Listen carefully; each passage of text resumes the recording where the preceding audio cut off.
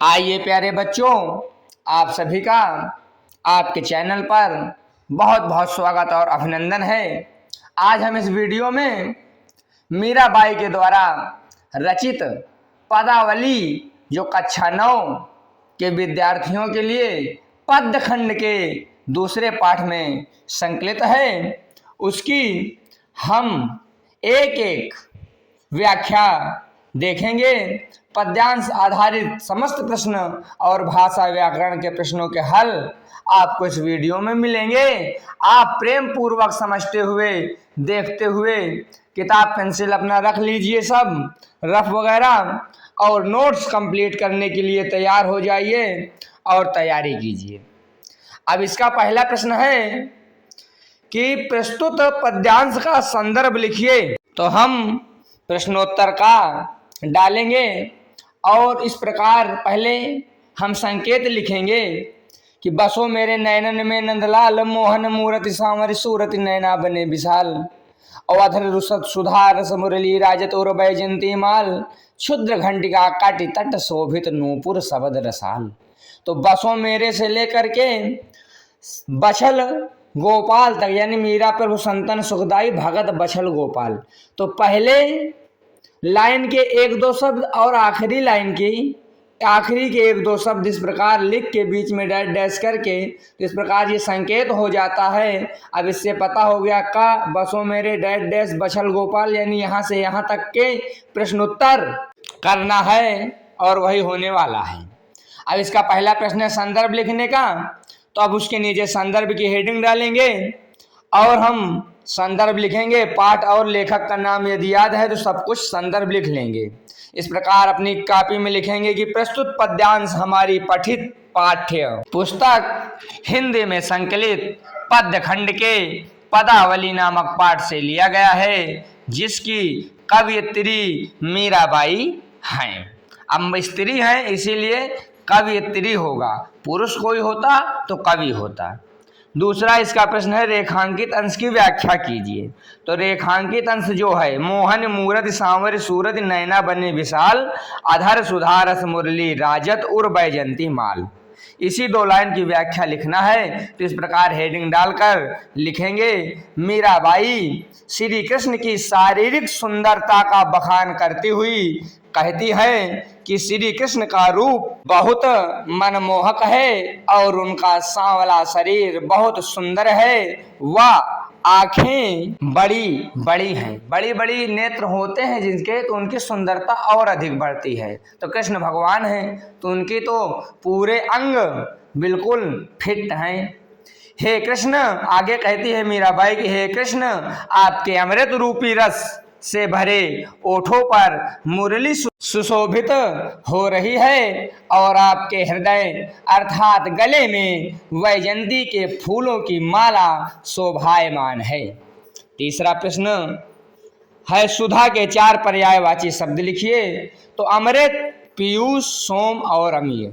इस प्रकार हम प्रश्नोत्तर करेंगे। अब हम इसके बाद अगले पद्यांश पर आधारित प्रश्नोत्तर को देखेंगे और लिखेंगे और करेंगे, समझेंगे। तो पायो जी मैं तो राम रतन धन पायो। तो प्रश्नोत्तर का इस प्रकार संकेत डालेंगे। पहला प्रश्न इसका है प्रस्तुत पद्यांश का संदर्भ लिखिए। तो संदर्भ में पूर्वत लिखा हुआ है, यानी एक पाठ का एक ही संदर्भ होता है। पूर्वत यानी पहले वाला ही इसमें भी रहेगा, तो बार बार लिखने से कोई लाभ नहीं है। तो इसीलिए अपना संदर्भ पूर्वत डाल करके आगे बढ़िए और नोट्स कंप्लीट करते हुए दूसरा प्रश्न लिखिए। दूसरा प्रश्न है रेखांकित अंश की व्याख्या कीजिए। तो जितनी रेखांकित अंश है, 2 लाइन इसमें भी कि जन्म जन्म की पूंजी पाई और जग में सभी खोआयो।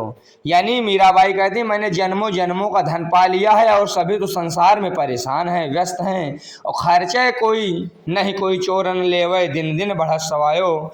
ये ऐसा धन है जो खर्चा करने से खर्चा नहीं होता है, बल्कि दिन प्रतिदिन और बढ़ता है। यानी राम का नाम जितना लोगे उतनी अधिक आपको राम रूपी धन प्राप्त होगा, प्रसन्नता मिलेगी, आपकी भक्ति बढ़ेगी, आत्मा का परमात्मा से मिलन होने की संभावना निकट होती जाती है। अब इस प्रकार हम व्याख्या लिखेंगे कैसे, तो इस प्रकार व्याख्या लिख लेंगे, हेडिंग डालेंगे रेखांकित अंश की व्याख्या और लिखेंगे कि मीरा बाई कहती हैं कि मैंने राम रत्न रूपी धन प्राप्त कर लिया है और जितने सांसारिक लोग हैं वे संसार में ही व्यस्त हैं, लेकिन मैंने तो जन्म जन्मांतर की पूंजी प्राप्त कर ली है। इस राम रूपी संपदा को न कोई चोर चुरा सकता है और ना ही ये खर्च होने वाली है। यह राम रूपी धन दिन प्रतिदिन लगातार बढ़ता ही जा रहा है। अगला प्रश्न है, चोर के और दिन के पर्यायवाची चार पर्यायवाची लिखना है। तो चोर का पर्यायवाची होगा तस्कर, रजनीचर, मोसक और दस्यु। दिन के पर्यायवाची होंगे दिवस, वासर, दिवा और वार। अब हम अगले और इस अभ्यास प्रश्न के आखिरी पद्यांश के प्रश्नोत्तर करेंगे। प्रश्नोत्तर का इस प्रकार डाल लेंगे, इस प्रकार म्यारारी से लेकर जो हुआ तक हम संकेत डाल लेंगे। संदर्भ हमारा पूर्वत ही रहेगा, पहले वाला ही रहेगा। दूसरा प्रश्न है रेखांकित अंश की व्याख्या कीजिए। तो 2 लाइन रेखांकित है, राणा विसरो प्यालो भेजा पिय मंगल हुआ, मीरा री लगन लग गया होड़ा हो जो होया। यानी राणा जो उनके देवर थे मीरा के लिए विष का प्याला भेजे थे, क्योंकि मीरा भक्ति में लीन थी। राजा महाराजा होने के नाते उसको अच्छा नहीं लगता था, लेकिन मीरा ने भक्ति में लीन होकर श्री कृष्ण का नाम लेकर उस प्याले को पी लिया और कुछ नहीं हुआ उनको।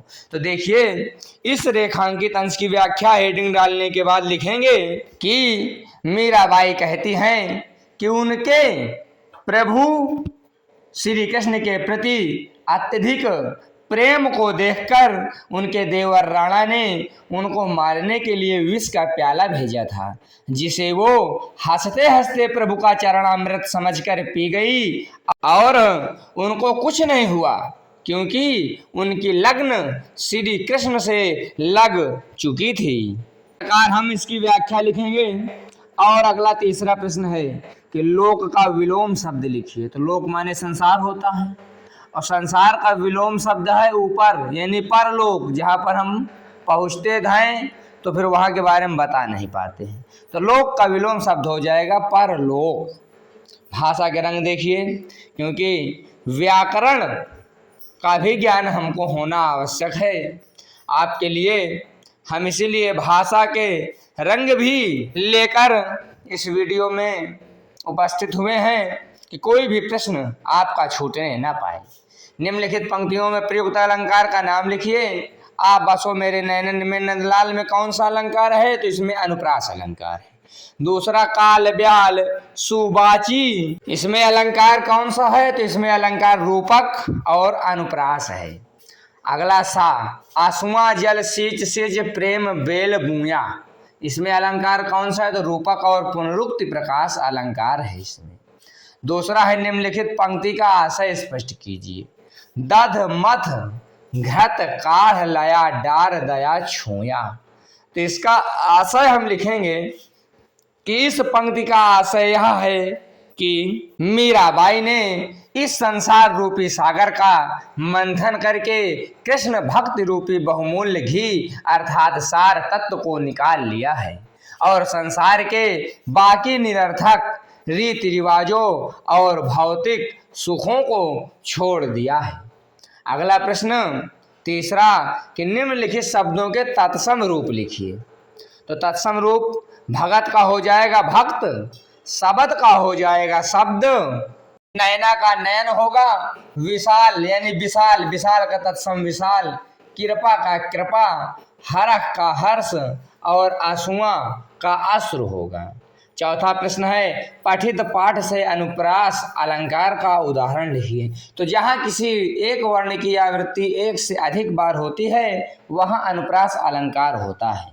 तो पहला पाठ से बसो मेरे नैनन में नंदलाल, यहाँ न की आवृत्ति एक से अधिक बार हुई है, इसीलिए यहाँ पर अनुप्रास अलंकार हो गया। दूसरा उदाहरण है कुल की कहानी, तो इसमें भी अनुप्रास अलंकार है, का की आवृत्ति एक से अधिक बार हुई, आदि आए हैं, तो इस प्रकार समझ लीजिए दो। अगला प्रश्न है मीरा की भाषा की दो विशेषताएं लिखिए। तो मीराबाई की भाषा की दो विशेषताएं निम्नलिखित हैं। पहला मिश्रित शब्दावली यानी राजस्थानी, पंजाबी, गुजराती, ब्रजभाषा सब मिलाकर इन्होंने कोई कोई रचना लिखी है। दूसरा गेयता और संगीतात्मकता, यानी इन्होंने ऐसी काव्य लिखा है जिसको गाया जा सकता है और संगीत के साथ गाया जा सकता है। तो इस प्रकार आपके समक्ष एक एक प्रश्नों के उत्तर दे दिए गए हैं। अब आप लोग चैनल को बढ़ाने का काम कीजिए और तक पहुंचाइए जिससे यह परिवार बढ़े और हम आपके लिए इसी प्रकार की वीडियो लाते रहें। आप सभी का बहुत बहुत धन्यवाद। वीडियो को लाइक करें, शेयर करें और कमेंट करें। सब्सक्राइब करना बिल्कुल न भूलें प्यारे। आप सभी का अभिनंदन।